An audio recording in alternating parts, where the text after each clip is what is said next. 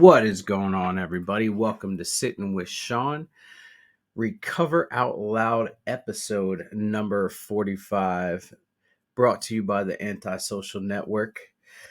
This morning, this beautiful Wednesday morning, we have an awesome guest. We got veteran and author, D. Paul. How you doing, D. Paul? Morning, Sean. How are you? Dude, I'm doing great. I'm doing great. It's a beautiful morning. I just shaved my head as we talked about. It's a new look for me, but I like it. All right, you're one sexy human. Well, I'm glad somebody thinks so. I'm glad somebody thinks so. The beard stays. I used to get jokes that I was just face, beard, and legs, and now I'm a cue ball, beard and legs. Yeah, well, I'm kind of fond of cue ball, so I think I've got a few decades of a clean head. Nice. So do we fit? Yeah. We fit in? Yeah, we do. So my dad's bald too. My dad's been shaving his head for quite a while. And I looked at myself and I was like, "Oh God, your hair! It's just the hairline is running away from you, brother. You gotta fix that." And so I decided to. But this show is not about me; it's about you. Would you like to give a formal introduction of yourself? I would. I'm here. I'm alive, and I'm on the show with Sean. How can you beat that? You can't. You can't. The fact that you're here and you're alive and you're on the show with me in this moment present. That's awesome. That's awesome. I, So, I take it you wanted a better introduction than that. mm, however you want to introduce yourself, that is on you. All right, here you go. Okay. My name is Doug Fleming. I'm a 100% disabled vet. I did my time in the Navy. They tried to kill me a couple of times, but they were unsuccessful. They sent me to the VA. That was an adventure, and we'll talk about that. And um, I'm sure somewhere in the course of this. And I spent a lifetime learning the VA system, engaged in the battle, and now I'm helping vets. I've been helping vets for decades, but now I'm 100% focused on helping vets. And I've recently become a published author under the pen name of D. Paul Fleming. So if you haven't figured out, Doug P. Fleming, D. Paul Fleming. It's not a far run. Figured if I tried to come up with a new fancy name, I'd forget who I was.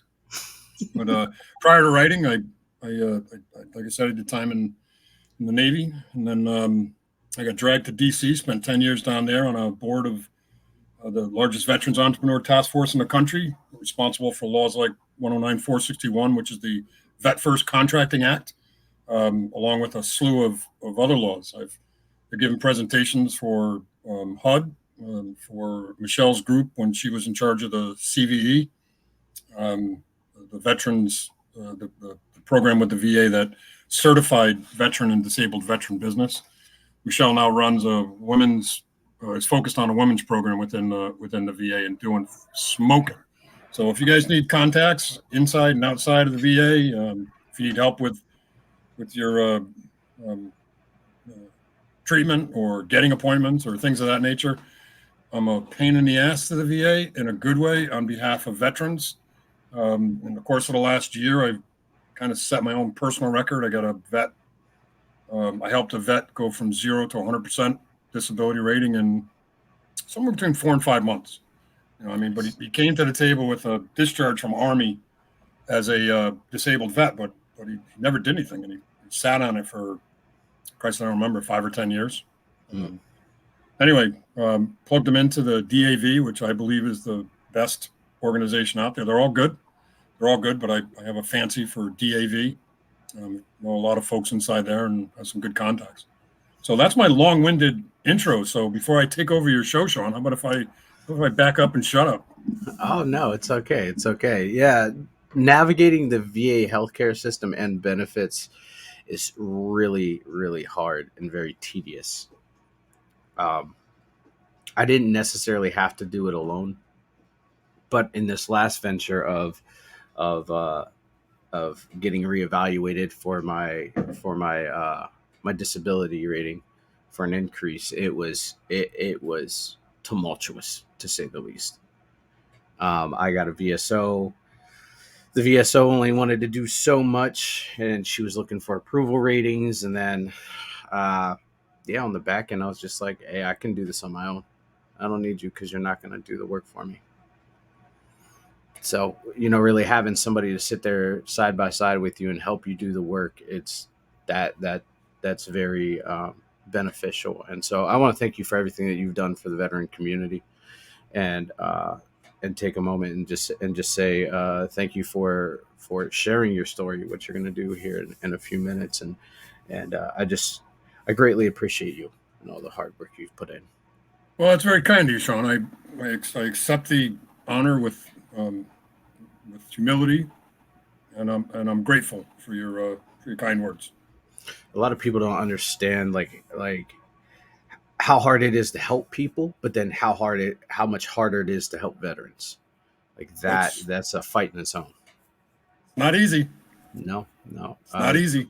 The position I'm in now, I help veterans that are justice involved, and so I help them, achieve sobriety, and then I help them maintain it as well as mental health. I call it mental wealth, but I help them to achieve sobriety and then help them to maintain, what they have and gain those tools and those skills to, once they're out of the program that we have, release them out into society and become productive members of society.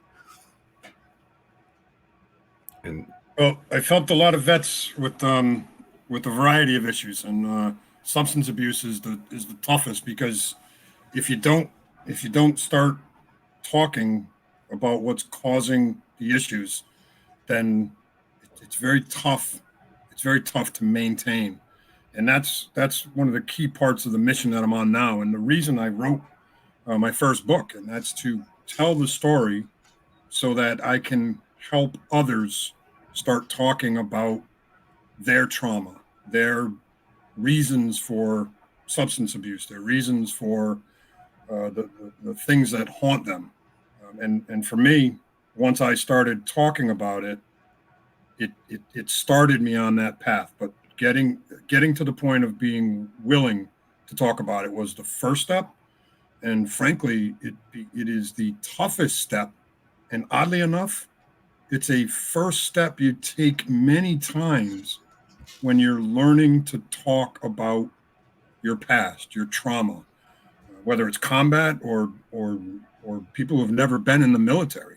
A lot of people suffer from trauma, and the core that I found, and especially from my experience, has been um, the warrior mentality and the refusal to admit there's something wrong.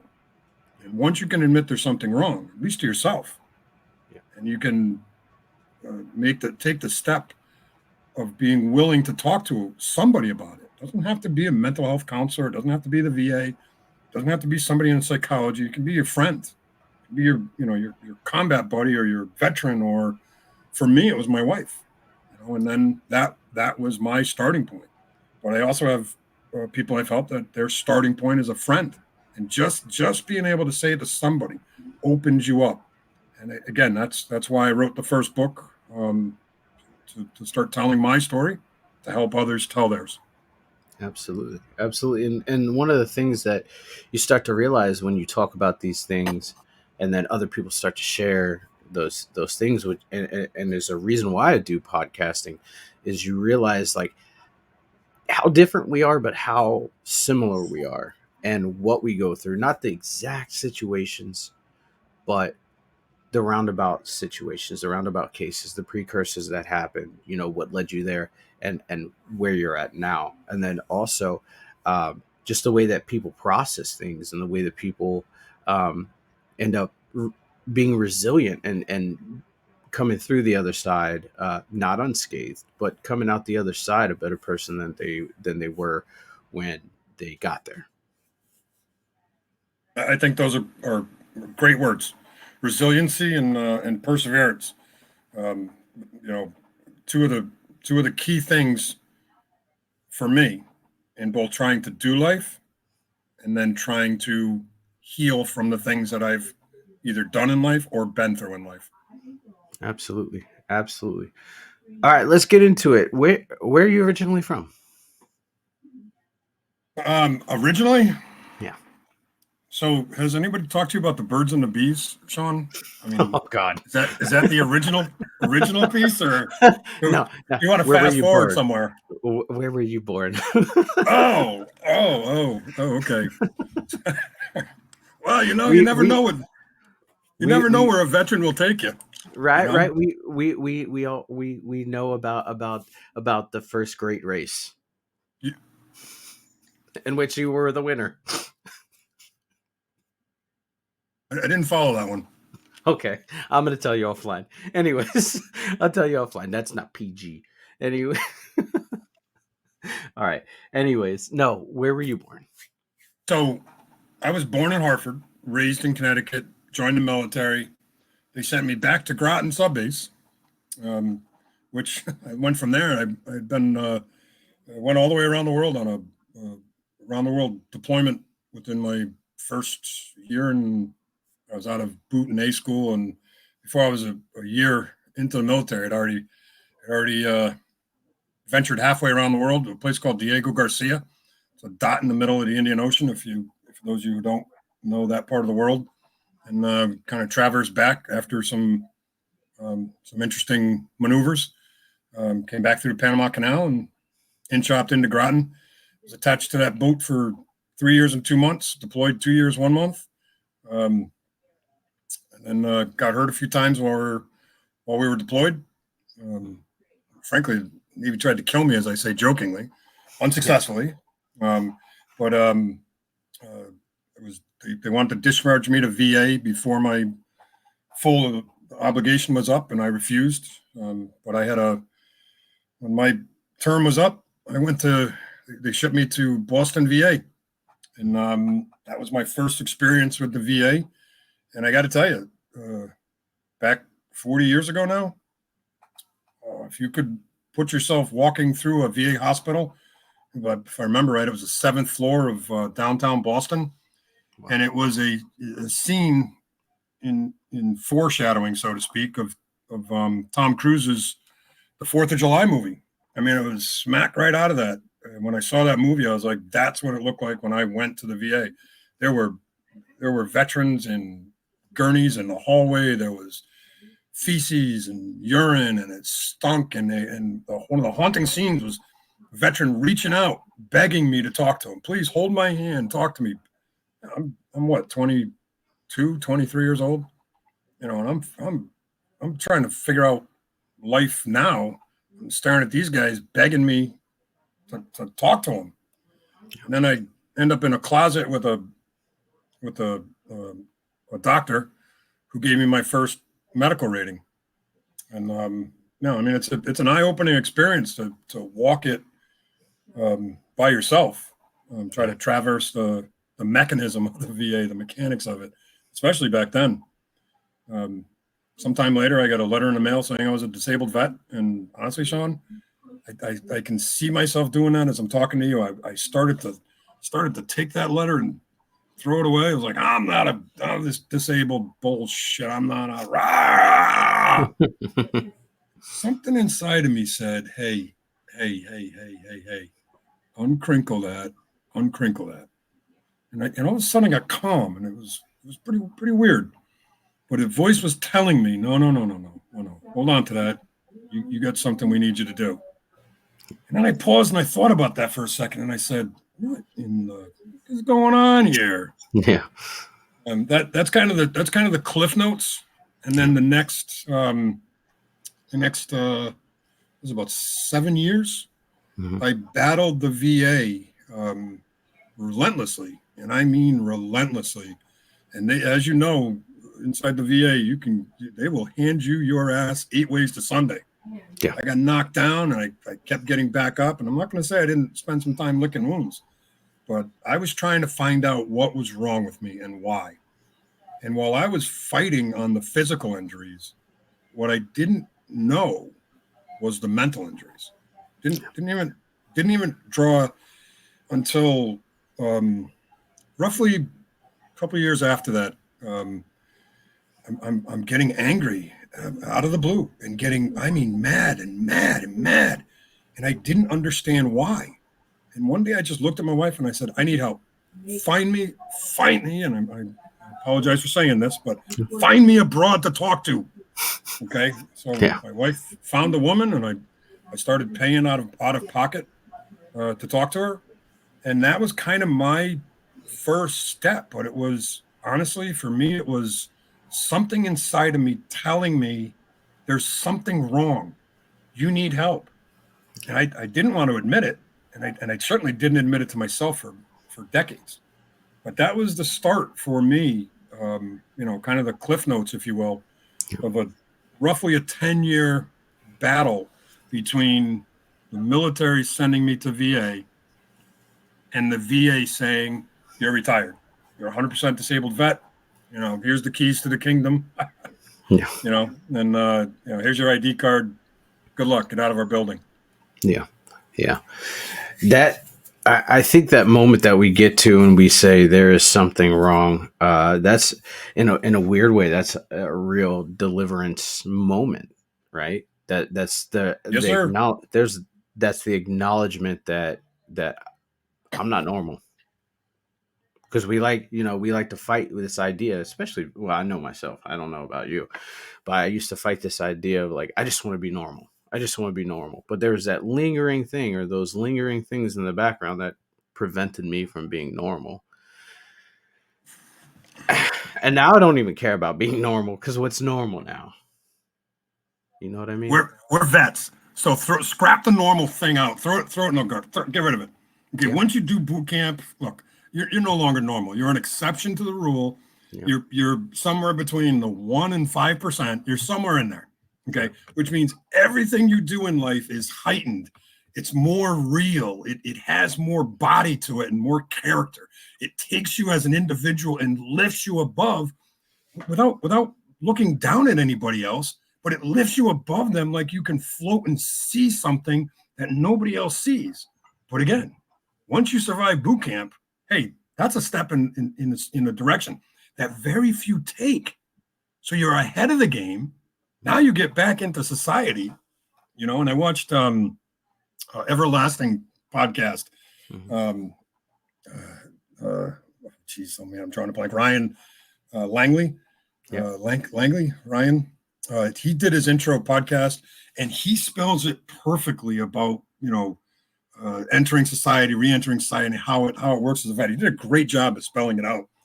Anyway, what I'm trying to drive at, Sean, is that as a veteran, we're not normal.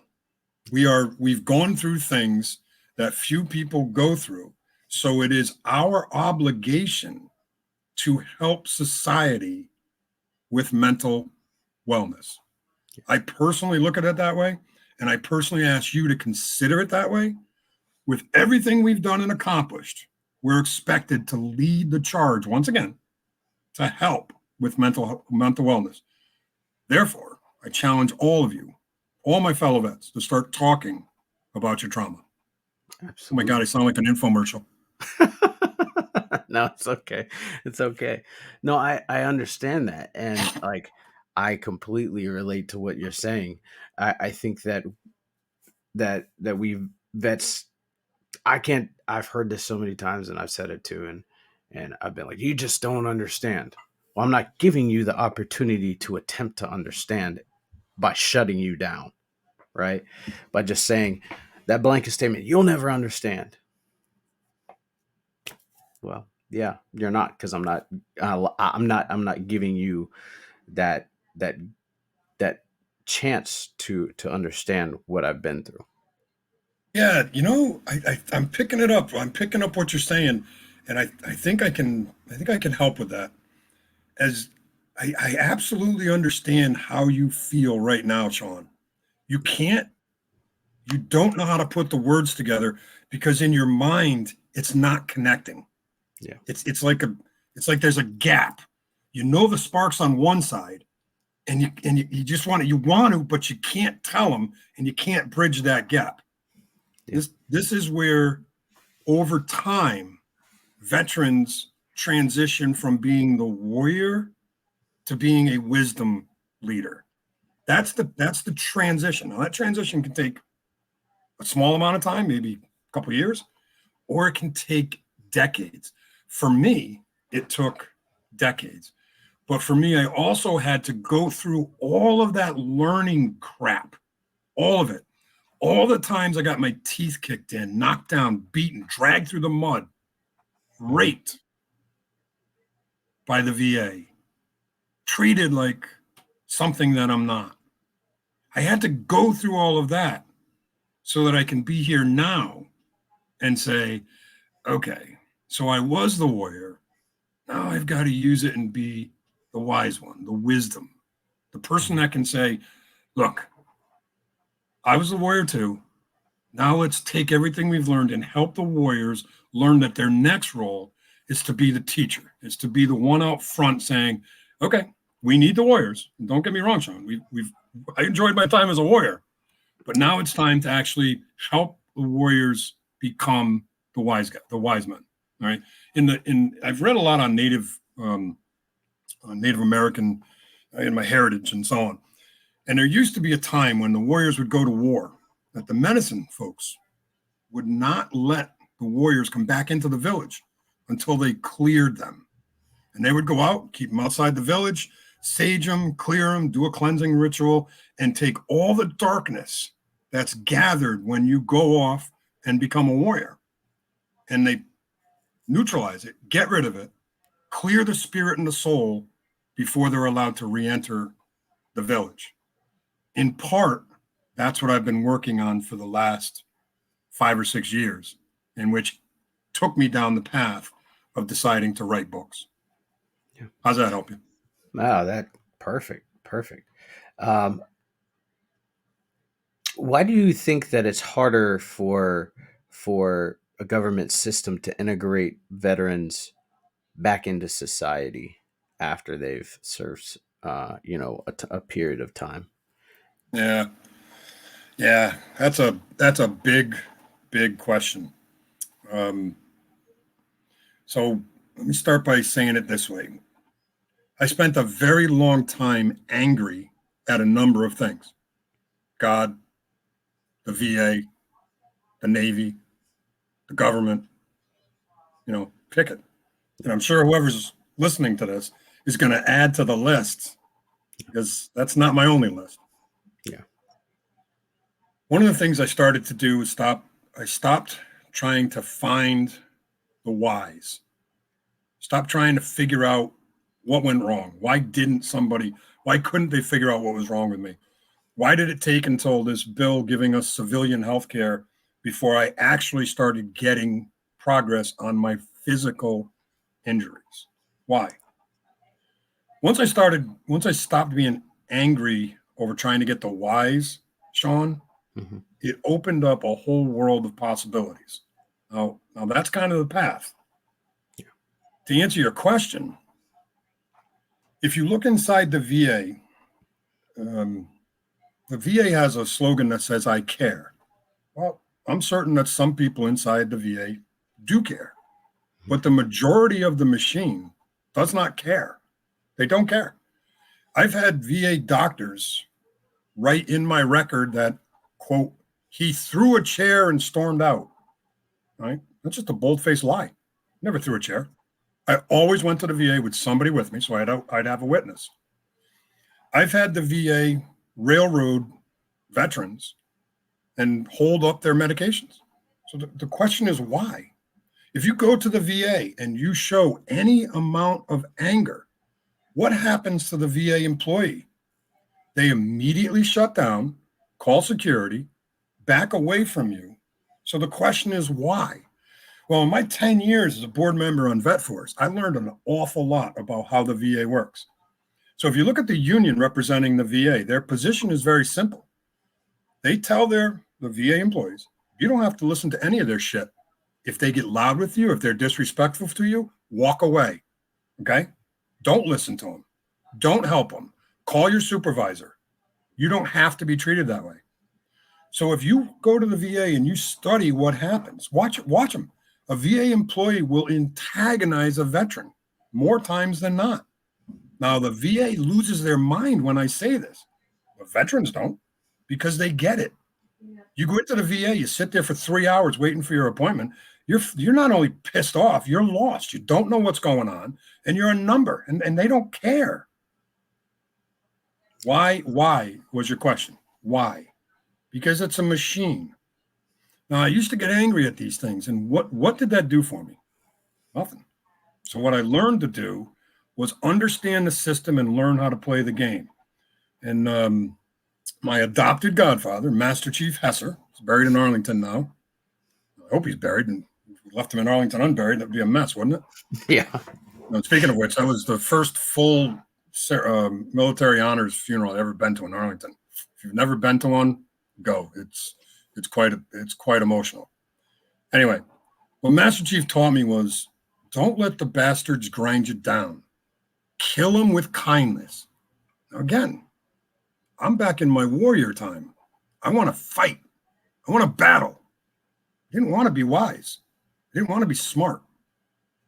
I wanted to hit. I wanted to attack. I wanted to, you know what I wanted to do. Yeah. Yeah.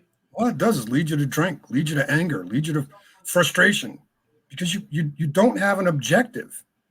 And anybody that's been in a combat unit or in a frontline unit or something that's supported where there's a lot of pressure, you've got a hell of a plan and an objective and a goal and a mission. And then you move. So when you go to the VA, do the same damn thing. But remember something. You're not going to beat the machine.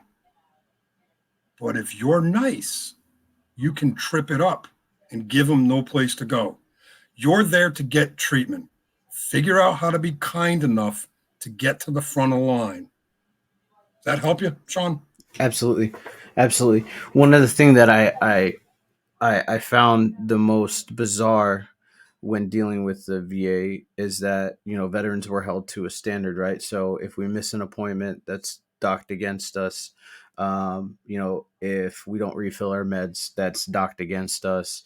If we don't go to our yearly checkup, that's docked against us. But you go, like you said, you go to an appointment, you sit there and you're at your appointment at the scheduled time and your doctor hasn't come out yet and it's been 45 minutes to an hour, nothing happens, right? There's no standard that they're held to, but we are held to the grindstone. And I think that double standard is absolutely terrible. I've had that happen multiple times. Yes. Now pay attention to what's going on with the successful legislation on veterans being allowed to go to private care. Okay. I don't step foot inside a VA. I mean, I stopped going to the VA other than primary care for a long time. All right. Now, everything I do, dental, everything I do outside the VA.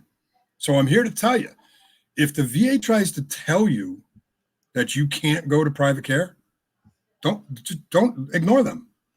And the simplest way, the fastest path to get attention on your case, do what I do.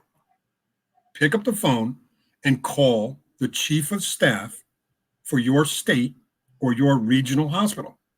Don't screw around with, the supervisor at the local clinic or anything else.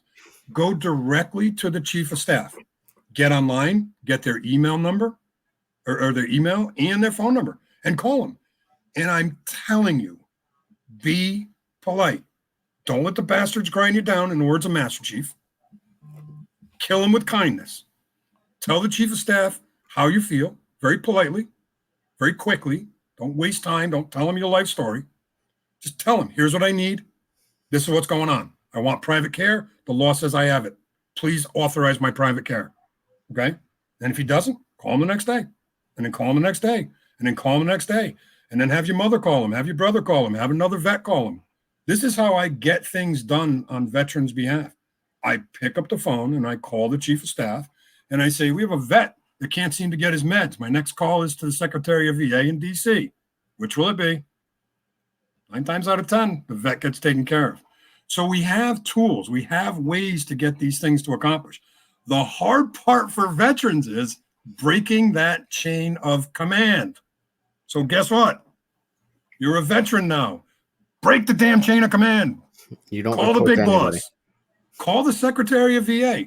as God is my witness, at one point in time, I had direct phone communication and email communication with the Secretary of VA, and we were getting things done. I got burnt out quickly because there's so many vets to help. But I'm telling you, there are enough people inside the VA that you just have to find the right person that can push the right buttons. Now, I know veterans can do this. And if you can't, call me, reach out. I'm sure Sean can. I'm sure I can. Yeah. Yeah, absolutely. We got to teach veterans to do this. But again, I'm telling you, you can't do it from the warrior mentality. You have to do it from the wise man mentality. And I'm not talking about the soprano wise man. Yeah. Okay? So it's not what I'm saying, guys. I'm saying wise man, as in a smart man, a seasoned man. Yeah. Yeah. Hey, Sean, if I'm talking too much, just flip me off like 3 times in a row. I'll get the message. Oh, you're good. You're good. I enjoy listening. It's about you. So, your book. How many books do you have? So I've got one published now. Right. I've got 2 more that are getting ready to head into the editorial process, and they should be out in a few months. And then the first book, which is 2,442 Steps to Crazy, the beginning. The second book in that series will be out later this year, most likely in the summer. But that particular book is kind of the opening chapter, if you will, about being able to start talking about trauma, right? The story is about resiliency. It's about perseverance. It's about survival. But it's also about child abuse and neglect and verbal abuse, along with physical abuse and childhood trauma. So what I'm doing here, Sean, is I'm writing a series that starts out from the very early days of life, not as early as you wanted to go back to, from the very early days of life, literally the first memory of what you have, and the intent is so that people will see my story and know that they can talk about their story as well. If you don't talk about it, how are you going to heal? So that's the reason behind what I wanted, why I wrote the book. But Sean, I got to tell you, it was as big of a fist fight as many of the other things, fights that veterans put up when they don't want to do something. I did not want to write this book. I fought and fought and procrastinated, and you name it, I did it. But eventually my faith won out, and I knew there were just too many signs, too many signals, too many warnings, if you will. Write the damn book. All right. When it came down to the mission of being able to help others, that's when it kind of resonated with me. And, Sean, I barely got out of high school. I mean, I was in the military at 17. Wait till you read about that book. Holy Lord. Okay. But as a matter of fact, I was on a different podcast not far from a brick building that wanted to see my enlistment papers many, many moons ago. Wow. Anyway, the reason I wrote the book was to tell my story so that others will know it's okay to tell their story. Now, military trauma is something, and in the next series of books, you'll see where the military trauma comes in, and then what happens with it. Kind of gave you a sense of it when we talked about being discharged to VA and so on. But in this first book, it is a emotional tug of war on your entire being of what happens to this little boy and how his hope and faith overcome the most insane odds known to man. It is a riveting story. It is a visceral story, and it is one that will stick with you long after you finish the first book. Absolutely. How was it telling your story for you? Was it therapeutic? Was it kind of like, oh, this really sucks to write down, or was it freeing for you? The shortest answer is all of the above. Um, but to touch on a little piece of each of what you ask, um, it was brutal to go through the process of writing the story. It was brutal. There's things that I remembered while I was writing it that I know I wished I'd never remember. There were events that were so traumatic that uh, I've tried to, recloset them. But writing the story was the hardest part. It was somewhat relieving writing it, but it had to go through a process. It had to take time. And then once the story was out there, that's when the panic set in. Because I was always of the position of who the hell wants to read this crap? Why would anybody want to hear my story? Why? Why would anybody want to hear my story, Sean? And then the response has been unbelievably rewarding, relieving, healing, and powerful. I'm shocked in a good way at the outreach from everybody who's read this book, and I mean shocked. I didn't realize um, the brutality of what I survived until I listened to people tell me their thoughts on the book. So I'll give you a quick story. Um, when my wife read the book, we've been together for 50 years. Well, Nice. 35 actually, but Close I enough. like to add a little bit to it. She sat down and read the book. We've been together 35 years. She didn't know anything about it. She knew nothing. And it's taken her, she's still processing it. Okay. Because when you love somebody, especially someone like me, I'm a pretty lovable guy. Well, when you love somebody, like your family, your wife, your spouse, and then you realize what they went through, it hurts you. It hurts the person that didn't know what the other person went through. Now, that I didn't expect. Yeah.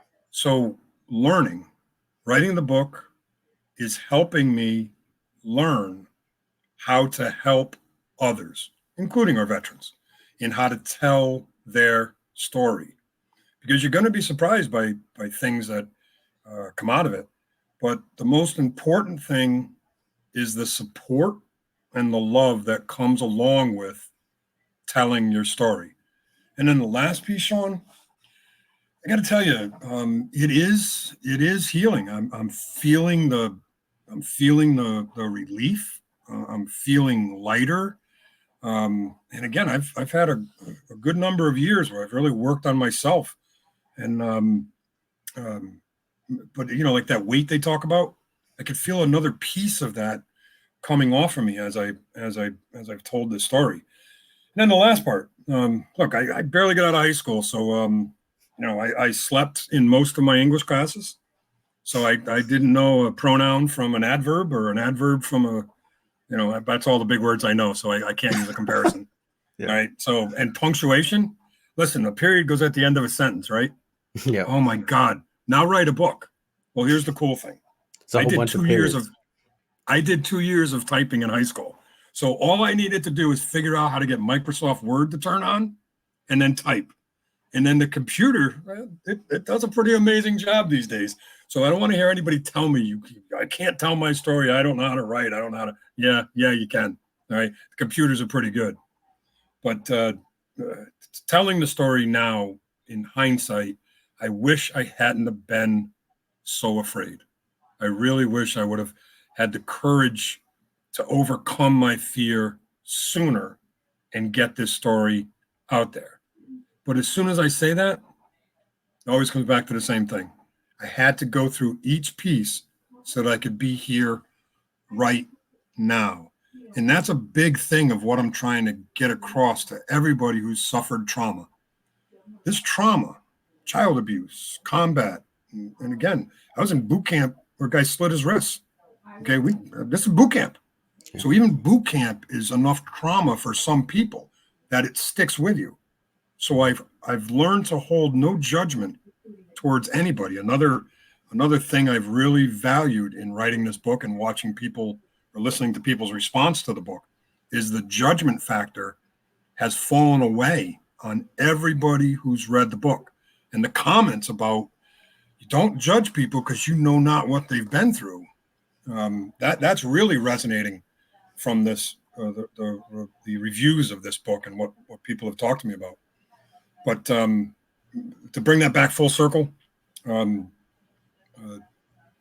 reward of writing this and now being able to help people proves to me that everything I've gone through and anything that everybody listening will go through is for a reason.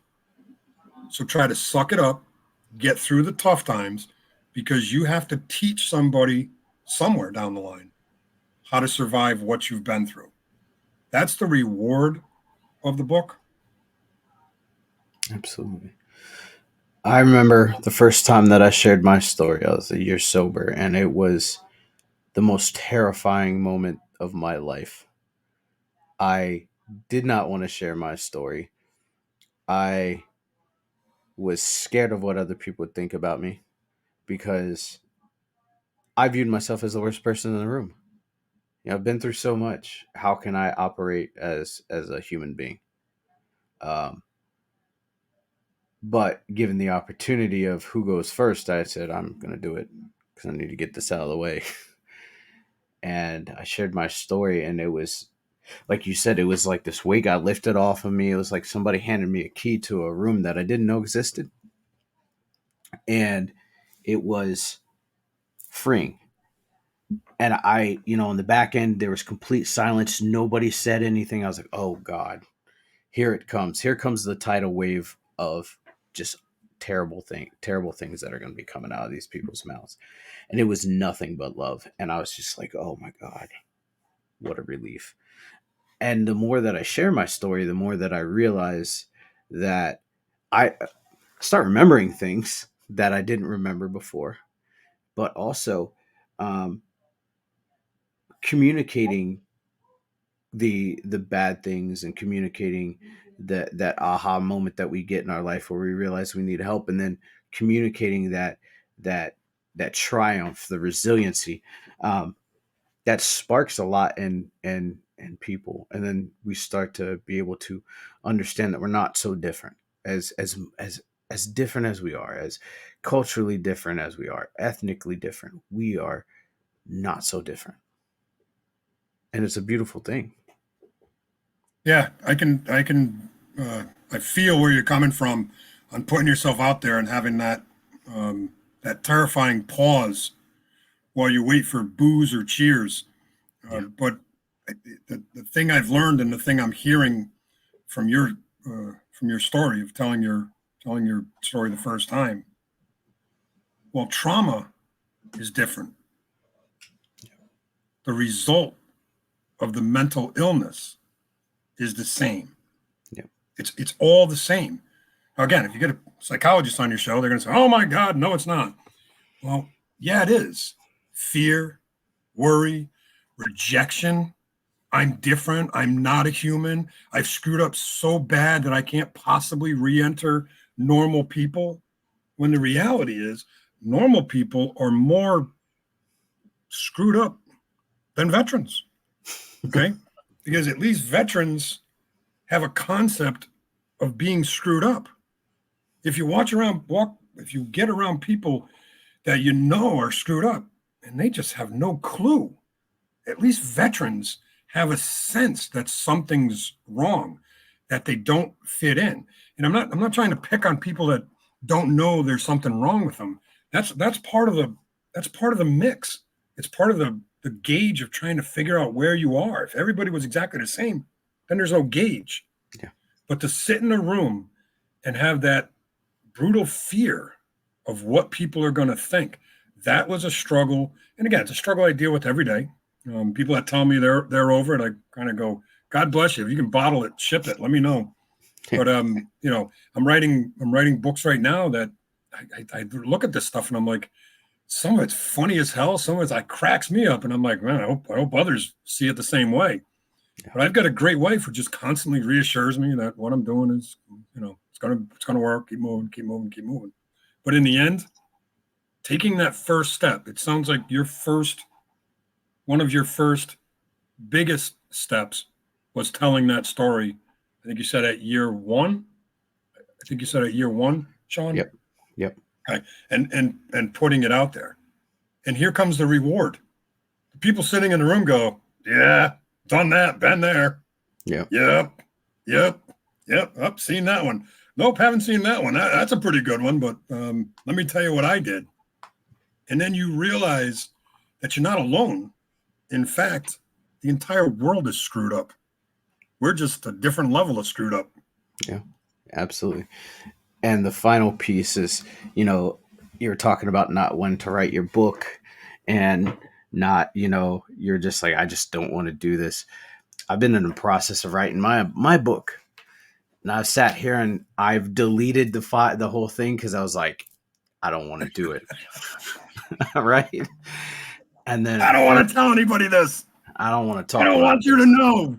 Right. And then a friend of mine, I don't know if you like how spiritually, in depth you are, but I had a psychic friend of mine said, write a book, write your book.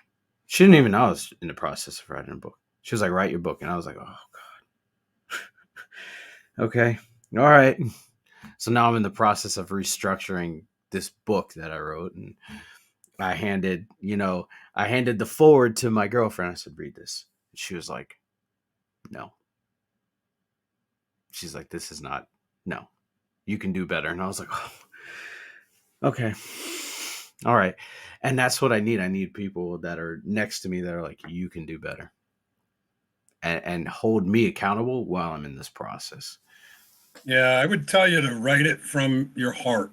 Yeah. Don't write from your head. Let it pour out of your heart.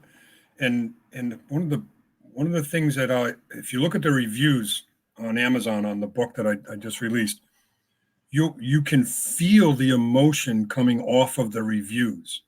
And the people that have read the book have gotten so caught up in the story that they, quote, feel like a fly on the wall, unquote, listening to the story. Other people's, veteran said to me, he goes, holy hell, it felt like I was back in combat listening to you tell this story. Because I was there, I could feel it, I could smell it, I could taste it. But it's because I wrote from my heart. I didn't think about it, I just wrote. And I have a deep, deep, deep, unwavering faith. Okay. So if I when I sat and typed and I just allowed myself to tell the story or let the story be told through me, it all worked out. When I sat there and tried to think it out, or I read it and I was like, and I started trying to, be in my head and analyze it and say, oh, I don't know if they're going to like, then it all went to crap. And I did what you did. I threw the file away. I threw the computer screen out the window and said, the hell with this, and started over. And then I got to tell you this, don't be unsupportive of yourself for scrapping it and starting it 5, 10, 20 times. Yesterday, I sat down and looked at 13,000 words that I had typed on this book, this next book that I have that I'm working on. And I said, I'm going to start over, because all of those trial runs help line you up for how you best want to sequence and carry the story. So what you're doing, Sean, is you're simply typing it again and again and again, and you're getting through the drafts in your mind and on paper. So don't be bashful about throwing it out and starting over. I wouldn't throw it away in the permanent pile. Send it somewhere else so it's out of your touch. But in a year, 2 years, 3 years, you can open that file again and see what you wrote because you may find an entirely new story in what you thought was a castaway. A paragraph that you wrote could become your next novel because that paragraph could become the whole tale of something that crosses your plate in a year, 2 years. You said, you had a psychic friend tell you some things. I would listen. I would listen. Yeah. People are brought in our path for a reason. No, well, wait till you read my book. You're gonna see some spirit stuff in there. You're gonna see some spirit stuff in there, Sean. That's awesome. That is awesome. All right. So before we shut down the show, where can we find your book and where can we find you?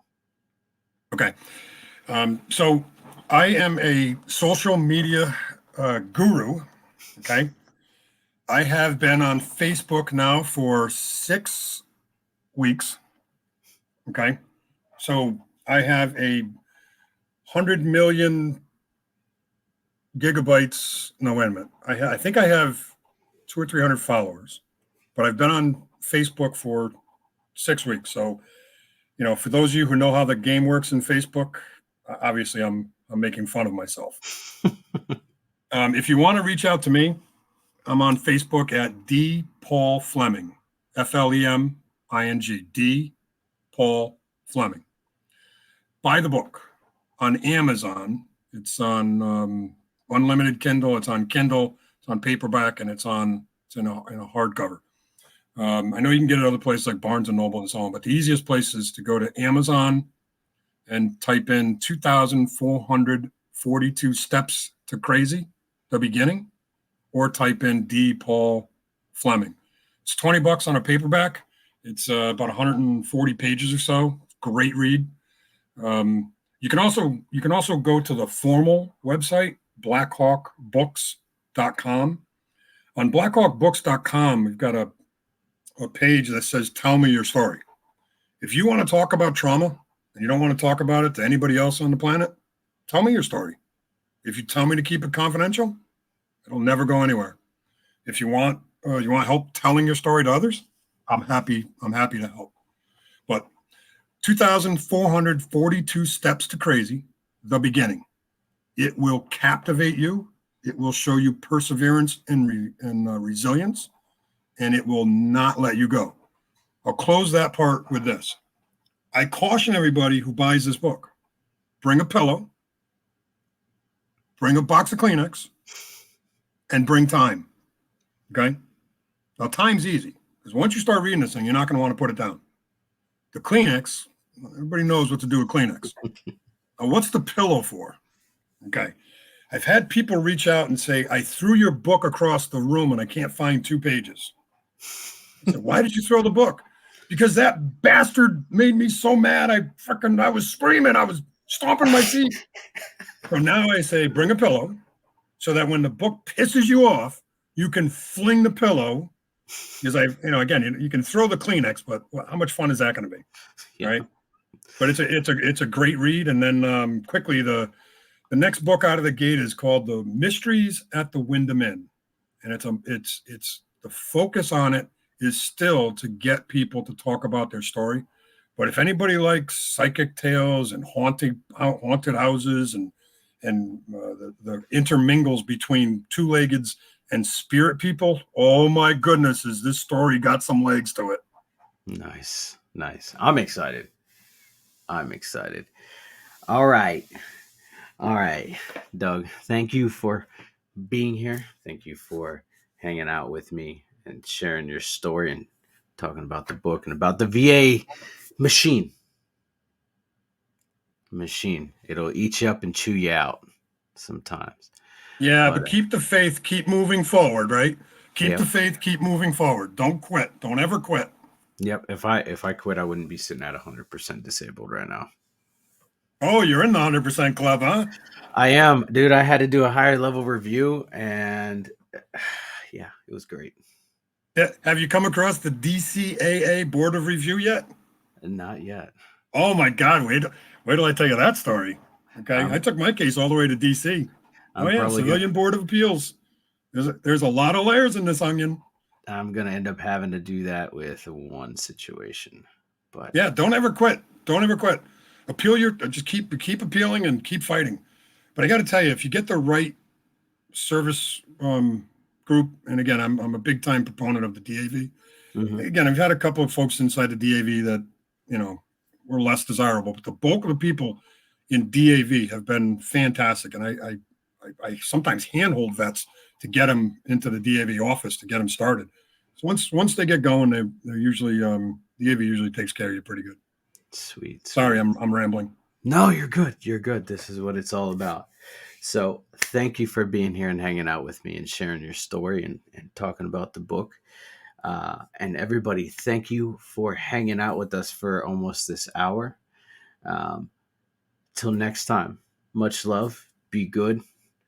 Don't do anything I wouldn't do, which is a lot. All right.